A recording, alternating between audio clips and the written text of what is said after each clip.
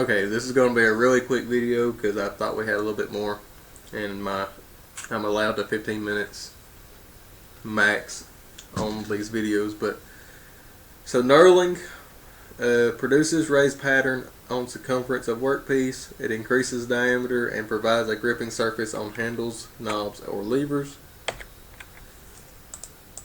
It can be a coarse, medium, or fine with a diamond pattern or straight line pattern. A on the left is a bump type knurling tools. The upper style has rotated head with fine, medium, or coarse rolls. And then B on the right, the clamp type knurling tool is ideal for knurling small diameters and long workpieces. Knurling with a bump type on the left and clamp type on the right.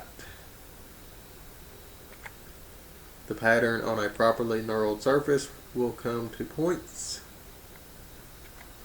And when knurling, keep the tool on the workpiece to keep the rolls in the pattern. Sorry for the short video, but I didn't want to go over